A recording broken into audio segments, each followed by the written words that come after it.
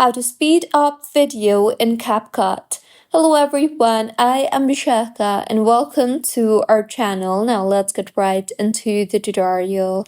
Firstly, go ahead and open the CapCut application on your device and then go ahead and import the video where you want to add in the speed up feature. Once imported, tap on the video from the bottom timeline and you will then see the option for speed.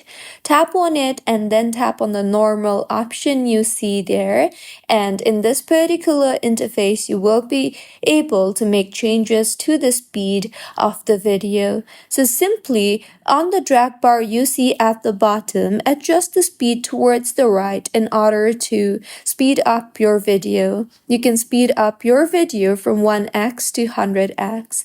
So go ahead and adjust the video to your preference, and once you have your desired result, tap on the done button you see there and then tap on the export button in order to save the video that you just made changes in. So this was about how you can speed up video in CapCut. If you find this tutorial helpful, please like the video and do comment if you have any queries.